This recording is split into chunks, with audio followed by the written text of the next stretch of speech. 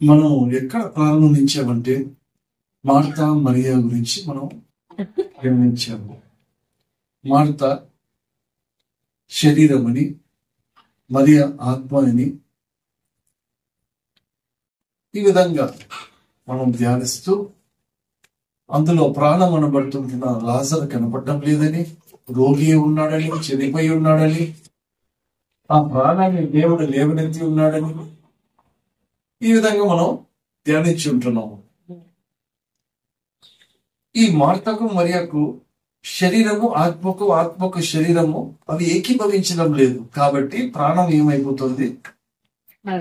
రోగి చనిపోతుంటున్నాడు. అందుకే దేవుడు ఏమంటున్నాడు? నీ ప్రాణము, ఆత్మ, శరీరము నిందారహితముగా ఉండాలి. ఉంటే అందులో ఎవరు నివసిస్తారట? దేవుడు నివసిస్తాడు. ఎందుకంటే మన హృదయము దేవుని యొక్క ఆలయము. హల్లెలూయా. దేవుడు మనలో నివసించాలి అంటే, అది దేవునికి ఆలయముగా ఉండాలనుకుంటే మన ప్రాణము, ఆత్మ, శరీరము ఏ విధంగా ఉంటున్నది? ఈ శరీరము లోకం వైపు ఉంటుంది. ఆత్మ పై వాటి గురించి ఆలోచిస్తుంటుంది. ఈ ప్రాణము లోని వాటి గురించి ఆలోచన. హల్లెలూయా. ఆత్మ సిద్ధమే గాని శరీరము బలహీనం. ఈ ఆత్మ సిద్ధమే, శరీరము బలీనం. ఆత్మ ఏమంటది? మనం మందిరానికి పోవాలి, ప్రార్థనకు పోవాలి, ప్రార్థనలో కూర్చోవాలి, ఇది చేయాలి, అది చేయాలి అని అనుకుంటది కానీ శరీరము ఏకీభవించడం లేదు.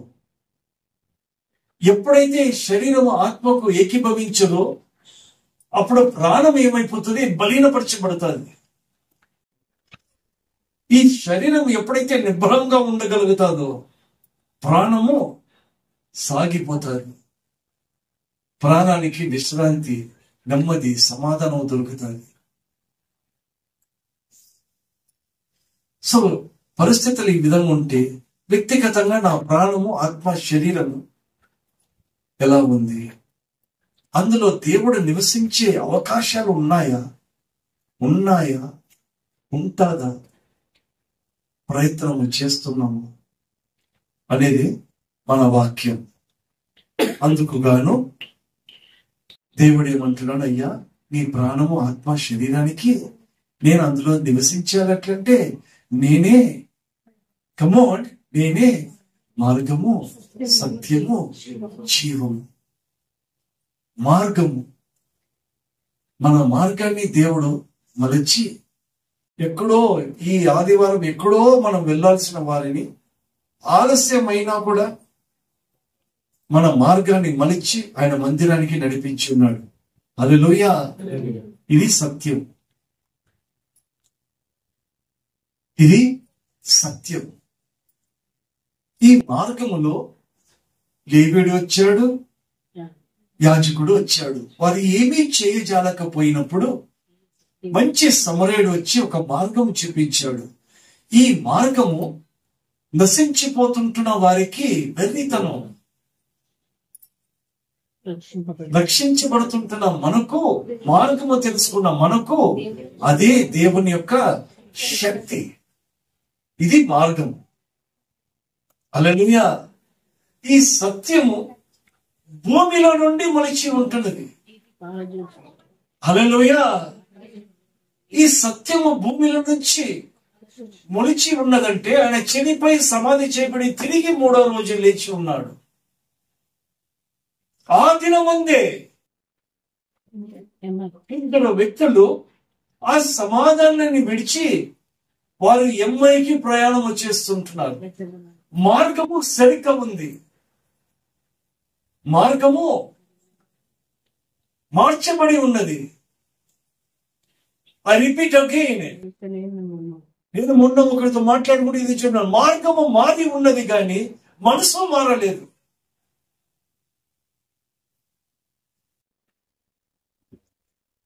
మార్గము మారి ఉన్నది కానీ మారు మనస్సు లేదు. ఈ మనసు మారుకున్నప్పుడు వారు యెరూషలేమును విడిచిపెట్టి ఎమ్మాయికి ప్రయాణం చేస్తున్నారు. వారి ప్రయాణము ఒక సందేహం, ఒక ఆలోచన కదా. తానే దేవుడు తానే వాళ్ళతో కలుసుకొని నడిచినా కూడా గుర్తుపట్టలేని స్థితి. ఎందుకు ఎందుకు సమాధానాన్ని విడిచిపెట్టి ఇదో వారి ప్రయాణాన్ని మలుచుకుంటున్నారు. వారు వారు క్రైస్తవులు కారా? క్రైస్తవులే. మార్గము మార్చబడిన ఉన్నవారే గాని మనసు మారిన వారు కాదు. హల్లెలూయా. ఈ మనసు మారలేని స్థితిలో ఉంటున్న వారికి యేసు తానే వారి యొద్దకు వెళ్ళి వారితో కూడా నడిచి వారి ఇంటిలో ప్రవేశించి వారి హృదయంలో ప్రవేశించి కృతజ్ఞతాస్తుతులు చెల్లించి ఒక రొట్టెను విరుగొట్టాడట. ఎప్పుడైతే రొట్టె విరుచుట వారు చూశారో వారు గుర్తుపట్టేది ఈయనే మనకు మార్గము చూపించిన వాడని. హల్లెలూయా. ఎప్పుడైతే రొట్టె విరుచుట వస్తుందో వారి యొక్క మనస్సు విరిగి ఉంటున్నది. హల్లెలూయా.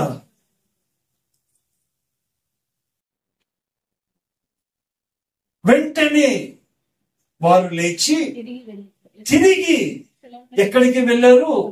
మనసు మారింది, మార్గము మారింది గాని మనసు మారలేదు. ఇప్పుడు దేవుడు తానే వారి దగ్గరికి వెళ్ళి వారు కన్నులను తెరిచాడు. అంతవరకు వారు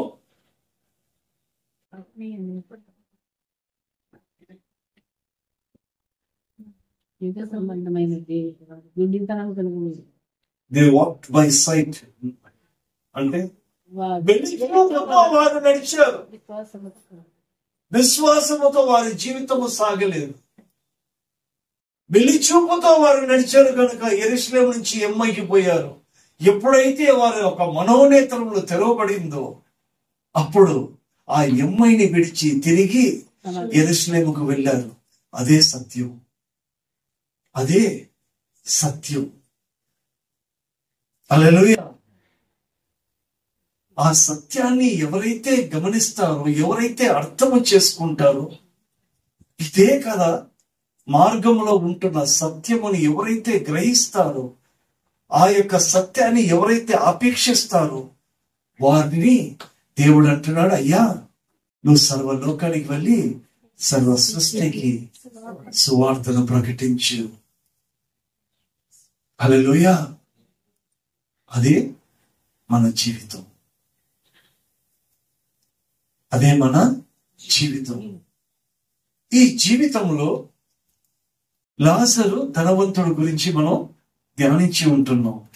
ఈ లాజరు ధనవంతుడు గురించి మనం ధ్యానించినప్పుడు వారి జీవితము మరణము తర్వాత జీవితమును మనం చూసాము. యాక్చువల్ గా నేను మరణము తర్వాత మీరు ఎక్కడికి వెళుతున్నారు? ఏమండి, ఎవరికైనా సందేహం ఉందా? మరణించిన వారు ఎక్కడికి వెళుతున్నారు?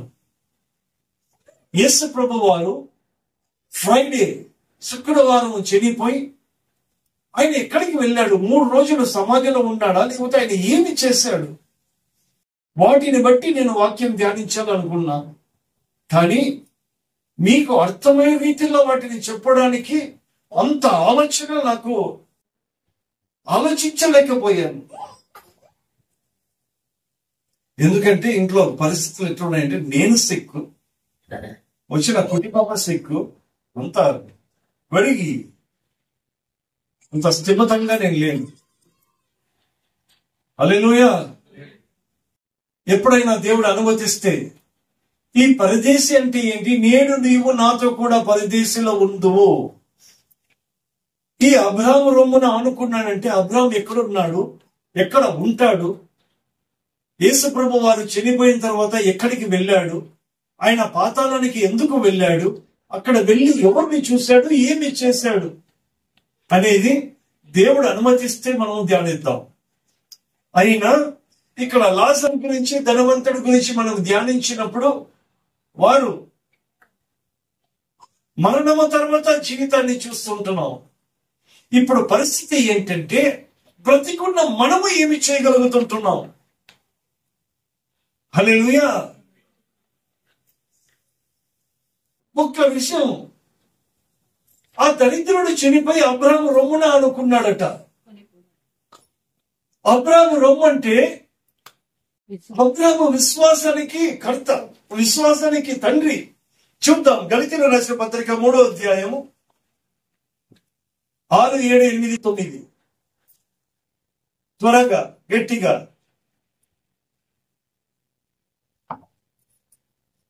గళితీయులకు రాసిన పత్రిక 3వ అధ్యాయం 6, 7, 8, 9 తీసిన వాళ్ళు చదవచ్చు. అబ్రహాము దేవుని నమ్మెను, అదే అతనికి నీతిగా ఎంచబడెను. కాబట్టి విశ్వాస సంబంధులే అబ్రహాము కుమారులని మీరు తెలుసు. ఏమండి? విశ్వాస సంబంధులే అబ్రహాము కుమారులని మీరు తెలుసుకొనుడి. దేవుడు విశ్వాసం మూలముగా అన్యజనులను నీతిమంతులుగా తీర్చునని, విశ్వాసం మూలముగా అన్యజనులను నీతిమంతులుగా తీర్చునని లేఖనము ముందుగా చూచి నీ అందరూ అన్యజనులందరూ ఆశీర్వదింపబడదులని అబ్రహామునకు సువార్త ముందుగా ప్రకటించెను. కాబట్టి విశ్వాస సంబంధులే విశ్వాసము గల అబ్రహామునకు అబ్రహాముతో కూడా ఆశీర్వదింపబడుదురు. హల్లెలూయా. అబ్రాహాము అనుకున్నాడంటే ఇది అర్థం. నేను అబ్రాహాము రొమ్మున నేను ఆనుకోగలుగుతానా లేదా? హల్లెలూయా. అతను చనిపోయిన తర్వాత దేవుడు ఓకే అబ్రాహాము రొమ్మున అని ఒక ఉపమాన రీతిలో చూపిస్తున్నాడు. బ్రతికున్న నేను అబ్రాహాము రొమ్మున అంటే విశ్వాస సంబంధులు విశ్వాసము గల అబ్రాహామునకు ఆ ఆశీర్వాదాలు. కాబట్టి విశ్వాస సంబంధమే అబ్రహాం కుమారులుగా నేను ఉండగలనా? హల్లెలూయా. నా విశ్వాసం ఏంటి? విశ్వాసం లేకుండా దేవునికి ఇష్టడై ఉండుట. నేను నా మార్గము మలిచి ఉండొచ్చేమో గాని, మార్గమును మార్చుకుని ఉండొచ్చేమో గాని, మారు మనసు లేకుండా, విశ్వాసం లేకుండా దేవునికి ఇష్టడై ఉండుట అసాధ్యం. నేను దేవునికి ఇష్టడై ఉండుట అసాధ్యమైనప్పుడు నాలో ఆయన ఎలా జీవించగలడు? నేను ఆయనకి ఇష్టడు కాను కదా. Are you with me? నేను దేవునికి ఇష్టడా?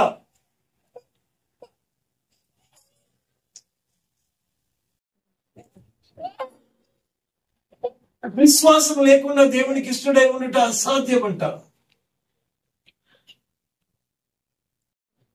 మనము దేవునికి ఇష్టడై ఉండాలంటే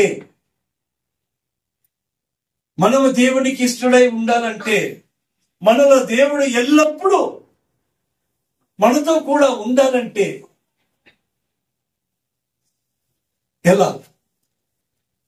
అందుకు కొన్ని విధానాలు ఉన్నాయి. త్వరగా ఆ విధానాలు ఏంటో, ఏది మనలో ఉంటే ఆయన మనలో ఉంటాడు, నేను దేవునికి ఏ విధంగా ఇష్టడై ఉండగలను అనేది ఈ దినము మన యొక్క వాక్య భాగం. హల్లెలూయా. 1, ఆ దరిద్రుడు అబ్రాహాము రొమ్మున ఆనుకున్నాడు. అబ్రాహాము విశ్వాసానికి తండ్రి. మనము కుమారులుగా ఉండాలంటే నా విశ్వాసము ఆయన రొమ్మున ఆనుకున్నట్టుగా ఉండాలి. అప్పుడు నేను దేవునికి ఇష్టడై ఉండగలను. హల్లెలూయా. సరే, మొట్టమొదటిది 7 పాయింట్లు ఉన్నాయి. మొట్టమొదటి పాయింట్ నమ్మకం. హల్లెలూయా. యోహాను రాసిన సువార్త 12:34. ఇది ఈ దినం యొక్క వాక్య భాగం. నమ్మకము. యోహాను 12:34. జన సమూహము క్రీస్తు ఎల్లప్పుడూ ఉండునని. ఏమండి? క్రీస్తు ఎల్లప్పుడూ ఉండునని ధర్మశాస్త్రము చెప్పుట వింటిమి. మనుష్య కుమారుడు పైకి ఎత్తబడవలనని నీవు చెప్పుతున్న సంగతి ఏమిటి? మనుష్య కుమారుడకు ఈయన ఎవరని ఆయన అడిగి. హల్లెలూయా. ధర్మశాస్త్రం ఏమని చెప్తుంటున్నది? ఎల్లప్పుడు ఎల్లప్పుడూ ఉంటాడు, ఎల్లప్పుడూ ఆయన మనతో కూడా ఉంటాడని. ఇంకోటి తెలుసా అండి, వింటిమే ధర్మశాస్త్రం చెప్పుకుంటే వింటిమే. అందరూ ఎందుకు తెలుసా యేసుప్రభుని నమ్మరు? ఈ రోజు కూడా ఎందుకు నమ్మరు తెలుసా? ఆయన నిజంగా మెస్సయ్య అయితే, నిజంగా క్రీస్తు అయితే ఎల్లప్పుడూ మనతో కూడా ఉండాలి. ఏంటి ఆయన చనిపోవడం, ఏంటి ఆయన సిలువ వేయడం, ఏంటి ఆయన పైకెత్తబడడం, సిలువ వేయబడ్డం. దేవుడట, ఆయన దేవుడినందుకు మీకలు కొట్టారు ఆయనకి.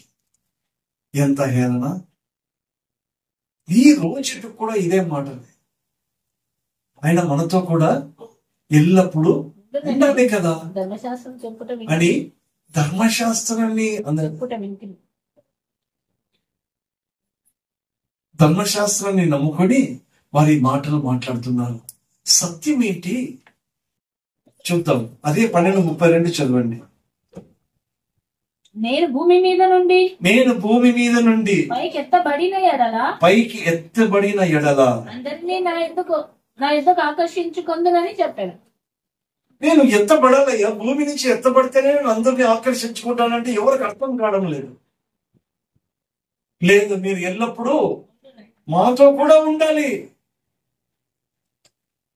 హల్లెలూయా. సరే, ఆయన మనతో కూడా ఉండాలి, ఎల్లప్పుడూ ఉండాలంటే మనం ఏమి చేయాలి? యోహాను 3:14-15. యోహాను రాసిన సువార్త 3వ అధ్యాయం 14-15. అరణ్యంలో మోషే సర్పమును ఎలాగే ఎత్తానో అలాగే విశ్వసించి ప్రతి వాడును నశింపక ఆయన ద్వారా నిత్య జీవం పొందినట్లు మనుష్య కుమారుడు ఎత్తబడవలెను. హల్లెలూయా. ఎత్తబడాల్సిందా లేదా? ఎత్తబడాల్సిందే. ఈ ఎత్తబడాల్సిందే.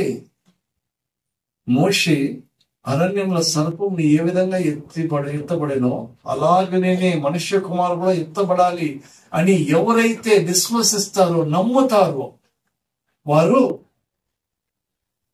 ఏమైతారంట? నిత్య జీవము గలవారట. జీవించే వాణి యొద్ద మనము కూడా ఎలా ఉంటామో నిత్య జీవము గల వారిగా ఉంటాము. హల్లెలూయా. మంచిది, ఇది మనము నమ్ముతున్నాము. ఎత్తబడాల్సిందే అని నమ్ముతున్నామా లేదా? మంచిది. రెండవది, ఎల్లప్పుడూ మనకు ఒక ఆదరణ కావాలి. హల్లెలూయా. రెండవది ఆదరణ. యోహాను రాసిన సువార్త 14:16.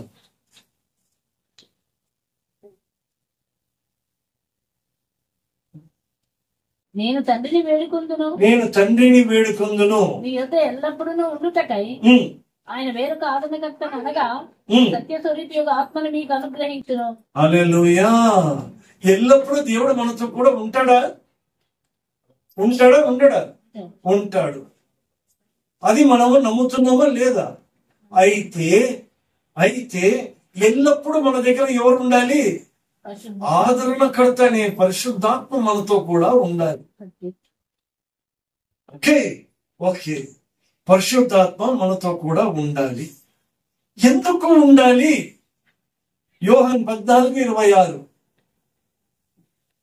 ఆదరణకర్త అనగా తండ్రి నా నామమున పంపబో పరిశుద్ధాత్మ సమస్తమును మీకు బోధించి నేను మీకు చెప్పిన సంగతులన్నిటినీ జ్ఞాపకము చేయును. హల్లెలూయా.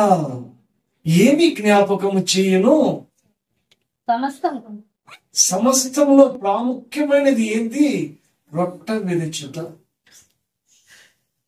హల్లెలూయా. ఆయన పైకి ఎత్తబడాడని మనకు జ్ఞాపకము చేయడం. ఎప్పుడైతే ఆ రొట్టె విరుచుట ఎమ్మై గ్రామంలో జరిగిందో వారి మనోనేత్రములు తెరవబడింది. వారు తిరిగి సమాధానానికి వచ్చారు. ఎప్పుడైతే సమాధానానికి రాగలుగుతారో అదే ఆదరణ. పరిశుద్ధాత్మ చేసే పని ఏంటంటే, అయ్యా, పరిశుద్ధాత్మ అంటే ఏంటో తెలుసా? దేవుని మనస్సు. అపోస్తల కార్యం 9:31. అపోస్తల కార్యం 9:31. కావున యూదయ గలిలయ సమరయ దేశములందంతటా సంఘము క్షేమాభివృద్ధి నొందుచు సమాధానము కలిగి ఉండెను మరియు ప్రభునందు భయము పరిశుద్ధాత్మ ఆదరణయు కలిగి. చూసారా? పరిశుద్ధాత్మ ఆదరణ కలిగి విస్తరించుచుండెను. పరిశుద్ధాత్మ ఆదరణ కలిగి నడుచుకునుచు విస్తరించుచుండెను. సంఘము క్షేమాభివృద్ధి కలగాలంటే మనకి ఏముండాలి? నిరంతరము ఆదరణకర్త మనతో ఉండాలి. నిరంతరము ఆదరణకర్త మనకు ఉన్నప్పుడు మనకు ఆదరణ దొరకాలి, కానీ ఆధారం లేకుండా కాకూడదు. మనకి ఎప్పుడైతే ఈ ఆదరణ కోల్పోతామో విశ్వాసము మలినపరచబడుతుంది. మనకు అమ్మాయి నాతో మాట్లాడుతూ, uncle I'm becoming very low, everybody are trying to pull me down, నేను చాలా కృంగిపోతున్నాను, అందరూ నా మీద పడి నన్ను మలినపరుస్తున్నారు అంటే ఒకే మాట చెప్పాను, యు ఆర్ బికమింగ్ లో, అందరూ యు ఆర్ పుల్లింగ్ డౌన్ అంటే నువ్వు ఎక్కడున్నావు అని అడిగిన. ఎక్కడున్నానంటే ఇంట్లోనే. నీ ముఖం అట్లా కాదు, ఎక్కడున్నావు నువ్వు ఒక స్థానంలో ఉన్నావు, ఒక స్థాయిలో ఉన్నావు కనుక అపవాది ఏమి చేస్తున్నాడు? ఏదో ఒక రూపంలో ఎవరి చేతనో నిన్ను డౌన్. ఈ సత్యాన్ని నువ్వు గ్రహించగలిగితే నువ్వు ఆదరించబడతావు, విశ్వాసంలో కోల్పోకుండా నిలవగలుగుతావు. Okay, is it not right? When something is pulling you down, when you're becoming low, you are in high position. Hallelujah! అన్ని నా మీదనే, ఎందుకు అన్ని నా మీద పడుతూ ఉందటంటే, ఎందుకు పడుతున్నాయి? కింద ఉండేవాడి మీద ఏమి, కింద ఉన్నవాడి మీద పడితే ఇంక అయిపోయేవాడు. నువ్వు పైన ఉన్నావు కాబట్టి అన్ని నీ మీద పడి నేను తక్కువగా చేయాలని. ఈ ఆదరణకర్త ఏమంటాడంటే, నీ దేవుడు సజీవుడు, ఆయనకు సమస్తము సాధ్యం, తనను రాజ్యాలను మార్చగలడు. ఎప్పుడైతే చేయబడతాదో నా ప్రాణం ఆదరించబడతాది. ఇది ఎప్పుడుంటాదంట? ఎల్లప్పుడు. ఆయన మనతో కూడా ఎల్లప్పుడు ఉంటాడు, ఆదరణ మనతో కూడా ఎల్లప్పుడు ఉంటాడు. ఆయన మనతో కూడా ఉన్నట్టే కదా. క్వశ్చన్ ఏంటంటే, నేను ఎల్లప్పుడు ఆయనతో ఉండగలనా లేదా? అది కరెక్ట్ చేసుకోవాలి. మూడవది, జీవము గల వాక్యము ఎల్లప్పుడూ మనతో కూడా ఉంటుంది. 1 పేతురు 1:22, 23, 24.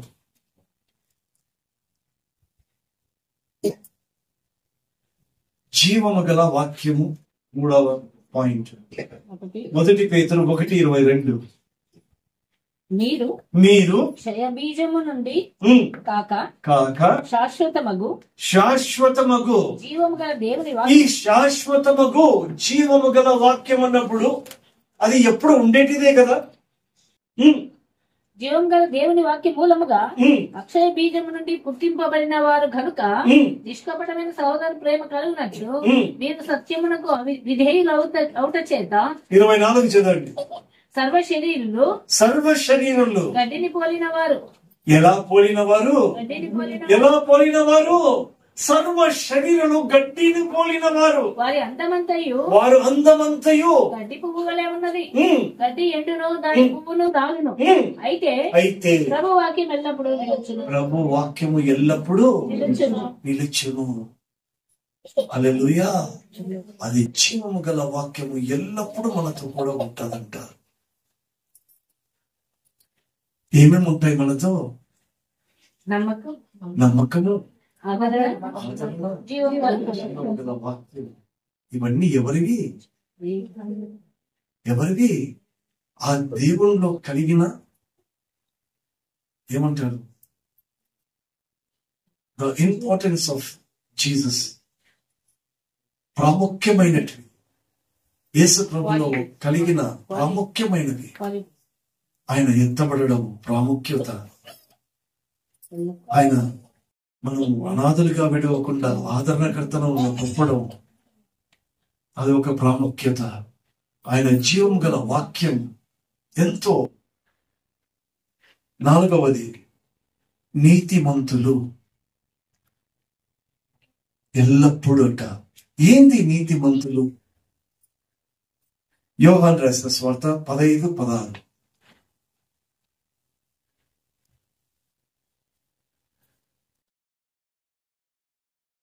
15:16 యోహాను రాసిన, మీరు నన్ను ఏర్పరచుకొనలేదు, మీరు నా పేరట తండ్రిని ఏమి అడుగుదురో అది ఆయన మీకు అనుగ్రహించును. మీరు నా పేరట తండ్రిని ఏమి అడుగుదురో అది ఆయన మీకు అనుగ్రహించినట్లు మీరు వెళ్ళి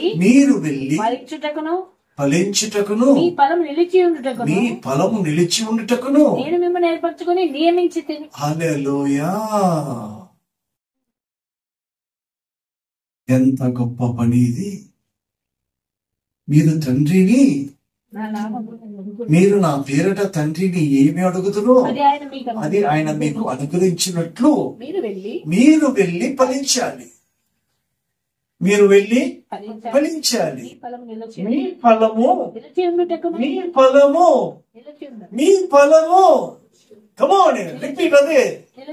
నిలిచి ఉండాలి. ఎల్లప్పుడూ నిలిచి ఉండాలి. హల్లెలూయా! అది ఆయన పని. సరే, ఎందుకు నీతిమంతుడన్నాను చూద్దాం. సామెతలు 11:30.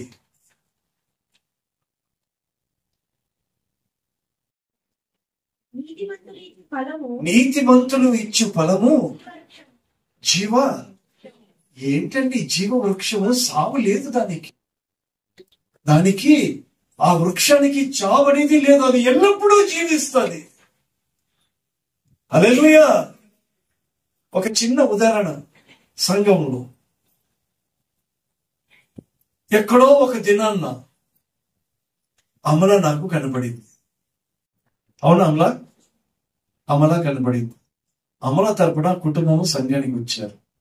మంచిది. ఈ అమల విజయ్ తరపున ఎవరు వచ్చారు? మమతా వాళ్ళు వచ్చినారు. ఇది జీవవృక్షమా కాదా? మాట్లాడండి. ఎందుకు మాట్లాడరు? అవునా?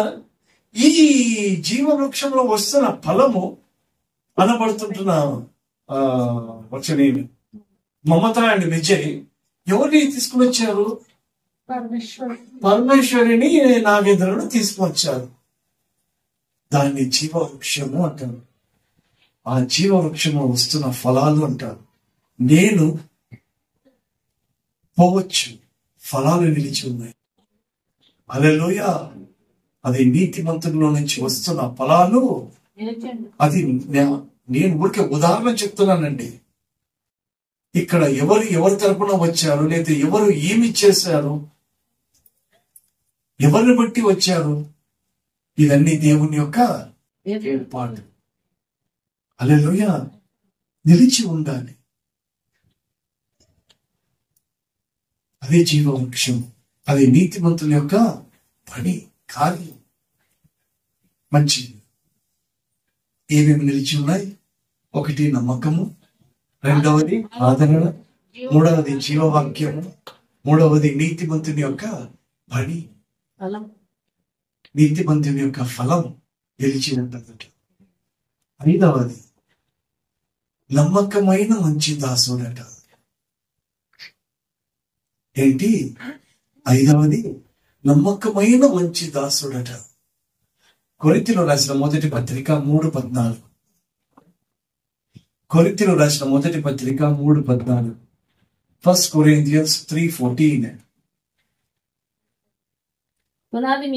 పునాది మీద ఒకడు కట్టిన పని నిలిచిన ఎడల వాడు జీతము. హల్లెలూయా! పునాది మీద ఒకడు కట్టబడిన పని, మనము చేస్తున్న పని పునాది మీద కట్టబడాలి. హల్లెలూయా! పునాది వేయాలి. పునాది లేకుండా అది ఏదైనా సరే, ఏ ఆరాధన సరే, అది జీతం పుచ్చుకునేది కాదు. జీతం అనేది దేవుడి ఇవ్వాలి. జీతం అనేది దేవుడి ఇవ్వాలి. జీతము నేను పుచ్చుకునేది కాదు. మనుషుల దగ్గర జీతము పుచ్చుకోవడము కాదండి పని. నా పని ఏంటంట, మన పని ఏంటంట, మన పని ఏంటంట, పునాది మీద ఒక పనిని కట్టాలి. ఇచ్చిన పని సరిగ్గా కట్టాలి. ఏదో వస్తున్నా పోతున్నా చేస్తున్నా కాదు. నేను చేసే పని దేవుడు నాకు జీతం ఇవ్వాలి. అది పని. హల్లెలూయా. నీకు బర్త్డేకు నేను ఇది ఇస్తాను, నాకు ఇది. నీకు కారు పంపిస్తాను, నాకు ఇది. నీకు భోజనం పెడతా, నాకు ఇది. ఇంకొకతను నీవన్నీ చెప్పకూడదు. కానీ కోపము, బాధ ఏంటండి? రబ్బర్ బ్యాండ్కి 3 కలర్లు పెట్టి దానికి 30 రూపాయల? అది అందరూ తీసుకోవాలన్నా? అందులో రక్షణ ఉందా? 3 రంగుల రక్షణ ఉందా? అది చేతికి నువ్వు కట్టుకుంటేనే నువ్వు బ్రతుకు. అదేం జీతం అండి? ఇది ఇస్తే జీతము దేవుడి బల గాని. హల్లెలూయా. ఎందుకు చెప్తున్నానంటే, మీరు ఏది చేసిన పనికి, మీరు అక్కడి నుంచి ఇక్కడ వచ్చిన దానికి దేవుడు ఏమి ఇవ్వాలి? జీతం ఇవ్వాలి, ఫలం ఇవ్వాలి. ఆ ఫలము నిలిచి ఉండాలి. అది పరిచర్య, అది క్రైస్తవుడు. హల్లెలూయా. ఏదో చేస్తున్నాను, ఎవరి కోసం వచ్చేస్తున్నాను? No chance, no chance. అది పునాది మీద కట్టబడేది కాదు గనుక కాదు. నువ్వు చేస్తున్న పని నీకును నీ దేవునికి మధ్యలో ఉండాలి. ఆయన టిక్ మార్క్ వేస్తాడని మనసు ఒప్పింప చేయాలి. నేను చేసిన యొక్క ప్రార్థన గాని, నేను అక్కడి నుంచి వచ్చిన మందిరానికి గాని, అందులో ఏముండాలి? క్లియర్ ఉండాలి. అదే పని, పునాది మీద వేస్తున్న పని. చూద్దాం. మత్తయి రాసిన సువార్త 25:21.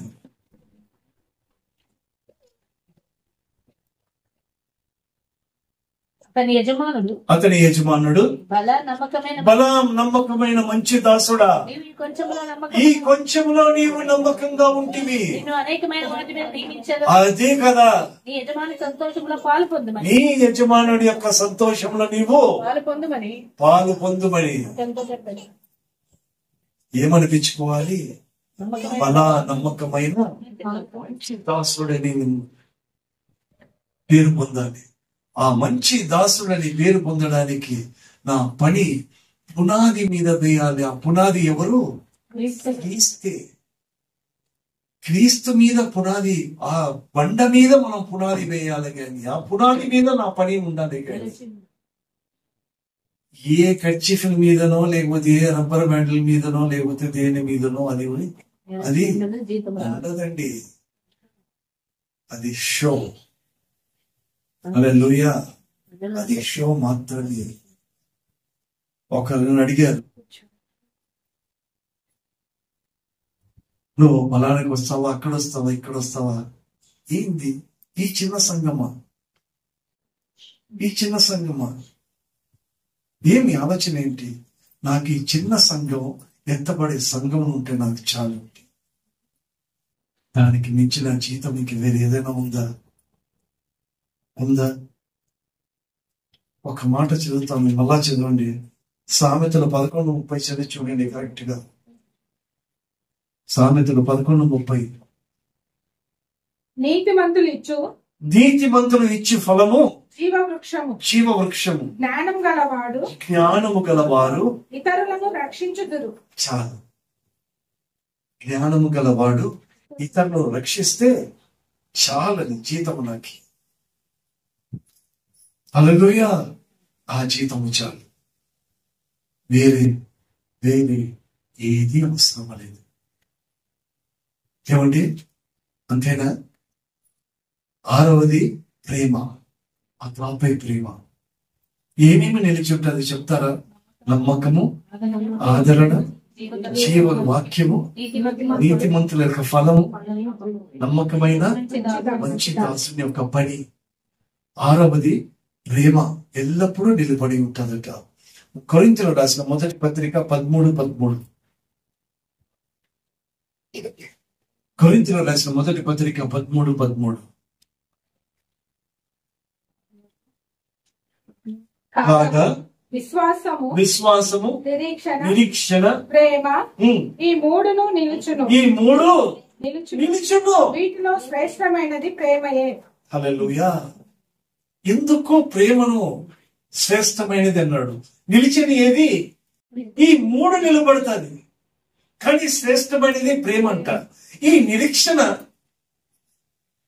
మన పట్ల దేవుడు తన వాగ్దానాలను నెరవేరుస్తాడని ఎదురు చూపు చూస్తుంది. ఏది? నిరీక్షణ. విశ్వాసము, ప్రేమ. నిరీక్షణ దేవుని యొక్క వాగ్దానాలు నా జీవితంలో నెరవేరుస్తాడు అని ఎదురుచూ. అర్థమవుతుందా? అది నిరీక్షణ ఒక పని. ఇందులో దేవుని యొక్క వాగ్దానాలు మన జీవితాల్లో నెరవేర్చబడు. I'm going to bless you.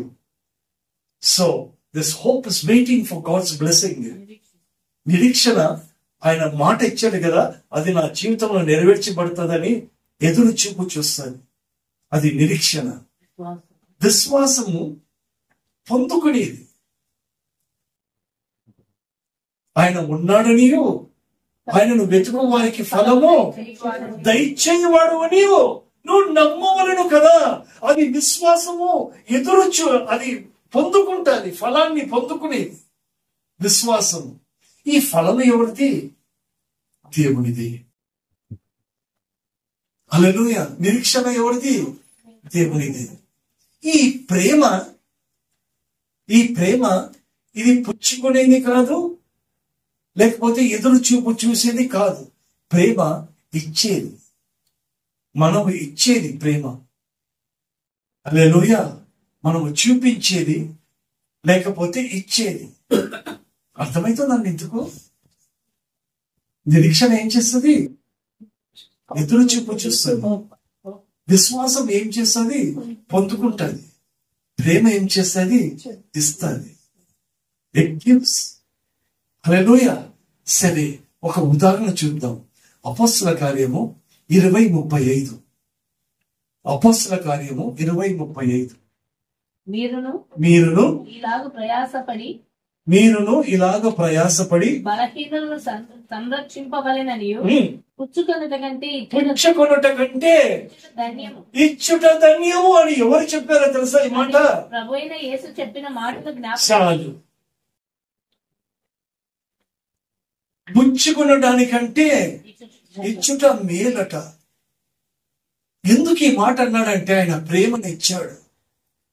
ఆయన ప్రేమ ఇచ్చాడు గనక మనం ఆయనను ప్రేమించగలుగుతుంటున్నాం. ఆయన ప్రేమను ఇచ్చిండకపోతే నేను ఆయనను ప్రేమించేవాడినే కాదు. అసలు మన జీవితాలు ఈ విధంగా ఉండేదే కాదు. అవునా అండి? కాబట్టి ప్రేమ శ్రేష్టమైనది. అది ఎల్లప్పుడూ మనతో కూడా ఉండేటిది. ఆఖరిది విశ్వాసులు.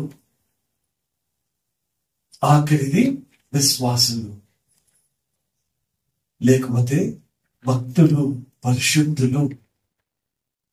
1 యోహాను 2:17. 1 యోహాను 2:17. లోకమును లోకము దాని ఆశయు గతించిపోచున్నవి, కానీ దేవుని చిత్తమును జరిగించువాడు. హల్లెలూయా. దేవుని చిత్తాన్ని నెరవేర్చేవాడు ఎవరు? దేవుని విశ్వాసి. దేవుని చిత్తాన్ని నెరవేర్చువాడు. అసలు దేవుని చిత్తం ఏంటి? మత్తయి 7:21. మత్తయి 7:21. ప్రభువా ప్రభువా ప్రభువా ప్రభువా అని పిలిచిన ప్రతివాడు పరలోక రాజ్యంలో ప్రవేశింపడు కానీ పరలోకమందున్న నా తండ్రి చిత్త ప్రకారం చేయవాడే. ఏంటి పరలోకంలో ఉన్న తండ్రి చిత్తం ఏంటి? ప్రభువా ప్రభువా అని పిలిచి ప్రతివాడు పరలోకానికి వెళ్ళడట. మరి ఎవరు వెళ్తారు? ప్రభు చిత్తాన్ని నెరవేర్చేవాడంట. ప్రభు చిత్తాన్ని నెరవేర్చేవాడు ఎవడు? లూకా 11:28. లూకా 11:28.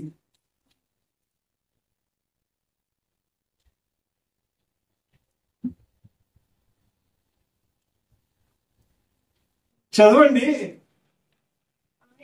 ఆయన అవును కాని దేవుని వాక్యము విని దానిని గైకొనువాడు. హల్లెలూయా. విని దానిని గ్రహించువాడు ఎలా ఉంటాడు తెలుసా? రోమీయులకు రాసిన పత్రిక 12:2 విధంగా ఉంటాడు. దేవుని చిత్తం అనుసారంగా జీవించేవాడు ఎవరంటే 12:2 మీరు ఈ లోక మర్యాదలను అనుసరింపక ఉత్తమమును అనుకూలమును సంపూర్ణమై ఉన్న దేవుని చిత్తము ఏదో పరీక్షించుకుని తెలుసుకున్నట్లు. దేవుని చిత్తం ఏంటమ్మా? మనసు మారి నూతన మగునట్లు రూపాంతరము చెందిన వాడు విశ్వాసం. వాడు నిరంతరము ఉండగలుగుతాడు. వీడు చెడిపోయినా జీవించేవాడు వీడు నిరంతరం. ఆఖరిగా ఎఫెసీయులకు రాసిన పత్రిక 6:6.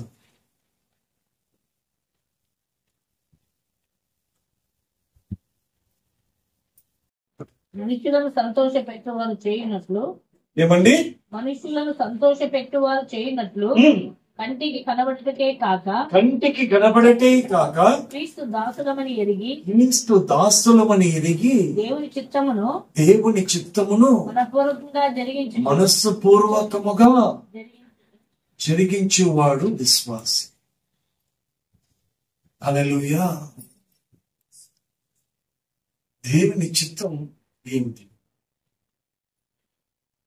దేవుని చిత్తం ఏంటండి? దేవుని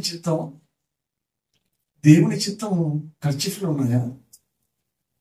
దేవుని చిత్తము రబ్బర్ బ్యాండ్స్ లో ఉన్నాయా? దేవుని చిత్తము వేరే వేరే వేరే వేరే వేరే వాటిలలో కనబడుతున్నాయా? దేవుని చిత్తం, దేవుని చిత్తము వాక్యము మాత్రమే. హల్లెలూయా. ఇంకా సూటిగా చెప్పాలంటే దేవుని చిత్తము పునాది అది ఒక్కటే. దాని మీద నేను కట్టబడుతున్నానా? దాని మీద నేను ఒకటి కట్టబడుచున్నానా? అంతే దేవుని చిత్తం. మీ పని ఏంటి? దేవుని చిత్తంలో నేను పునాది మీద ఉన్నానా లేనా? హల్లెలూయా. అది దేవుని చిత్తం. ఈ దేవుని చిత్తము గల వారు ఏమై ఉంటారో బ్రతికి ఉన్నా క్రీస్తుని చావైనా లాభమే. ఎందుకంటే వాడు జీవిస్తూనే ఉంటాడు. లెట్ ద చర్చ్ సే ఆమేన్. అది బ్రతికున్న జీవితము, బ్రతుకు తర్వాత ఉన్న జీవితం. హల్లెలూయా. బ్రతుకు తర్వాత జీవించాడు ఎవరు? లాజరు, దరిద్రుడు. వాని పేరు ధనవంతుడు కాదు, వాని పేరు దరిద్రుడు. నన్ను కూడా దరిద్రుడే అనుకుందాం, మనల్ని కూడా దరిద్రులే అనుకుందాం. కానీ ధనవంతుడు నిత్య నరకానికి పోయాడు. దరిద్రుడు అనబడేవాడు నిత్య జీవం పొందుకున్నది. వీటిని మర్చిపోకుండా జ్ఞాపకం ఉంచుకోవాలి. కాబట్టి నన్ను జ్ఞాపకం చేయుటకై చెప్పిన దేవుడి మాటలు మన వెనుకడికి ఆశ్రయించి దీవించు. ఆమేన్.